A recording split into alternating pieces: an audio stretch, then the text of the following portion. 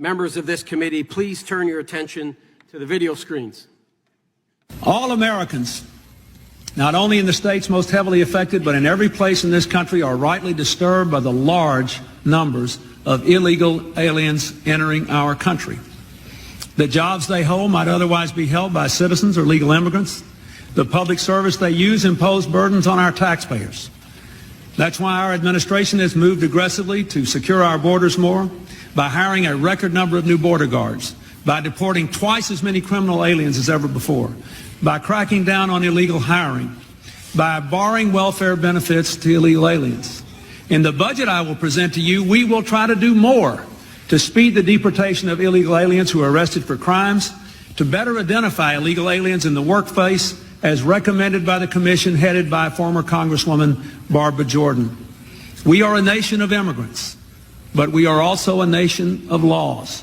It is wrong and ultimately self-defeating for a nation of immigrants to permit the kind of abuse of our immigration laws we have seen in recent years, and we must do more to stop it.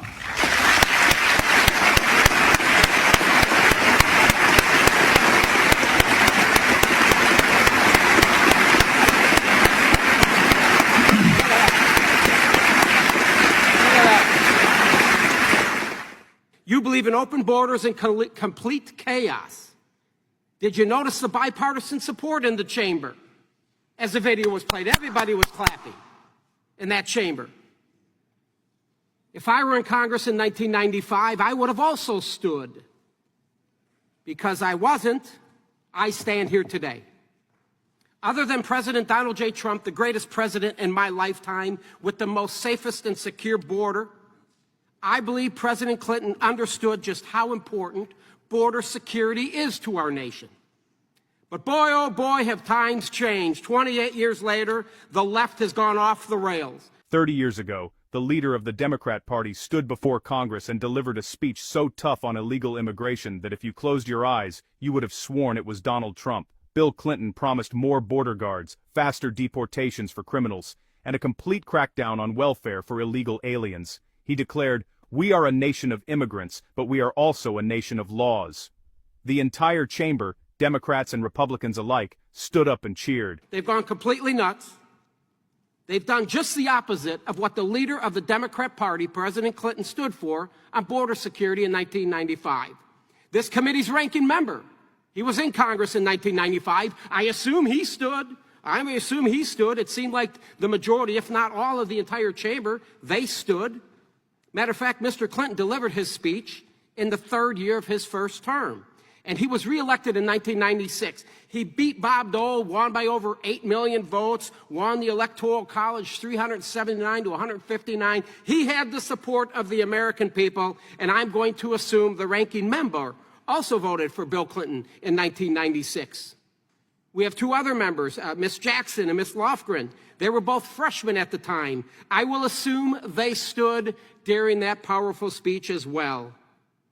And do you know why they supported and voted? They voted for legislation in 1996 strengthening our immigration laws. I applaud them for that. So what's changed, folks? What's changed with the Democrat Party? I'll tell you what's changed. If you wouldn't have heard President Clinton's voice or seen his face, you would have thought Donald Trump delivered that speech. I don't believe that President Clinton was called a racist, a white supremacist who hated immigrants, as the left and the dishonest media has painted Donald J. Trump to be.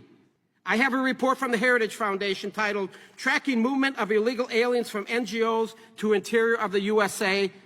Why do you think NGOs have moved illegal immigrants to 431 of the 435 congressional districts? The truth is, hear me, it's because the Democrats' progressive policies are not acceptable to Americans. Heritage obtained a sampling of approximately 30,000 cell phones that were tracked to NGOs along border states. They tracked approximately 22,000 devices at 20 NGO locations in January 2022. The same devices were later traced to 431 separate U.S. congressional districts, and of the 52 with the highest rate of tracked devices, 71 of them were Republican congressional districts. The report revealed that it's not a coincidence, folks. The flood of illegal immigrants means a continual rise in surplus laborers. That surplus drives down the wages of existing middle-class and lower-class job holders until they leave the job forces, and then they're forced to go on welfare with the hopes that they will become loyal supporters of the Democrats. That's what this is all about. They knew then what the radical left refuses to admit today, that open borders are a slap in the face to every legal citizen.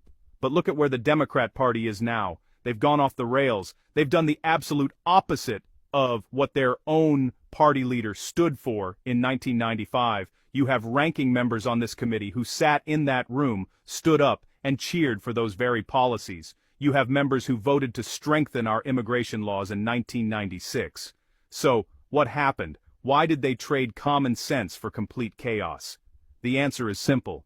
They decided that a secure border was a threat to their political power. Power and control. This isn't about compassion. It's about a calculated, radical scheme. A new report from the Heritage Foundation tracks cell phone data showing that NGOs are actively moving illegal immigrants into 431 of the 435 congressional districts across the country. They aren't just letting people in, they are systematically dispersing them to dilute the voting power of the American middle class. They are flooding the labor market to drive down wages for working-class families, forcing those citizens out of the workforce and then onto welfare. They are banking on the idea that if they can make you dependent on the state, they can make you a loyal voter. It's a cynical, power-hungry game of population engineering. Bill Clinton recognized that open borders were self-defeating for our nation. Today's Democrats know it too, they just don't care, as long as it gets them the power they crave.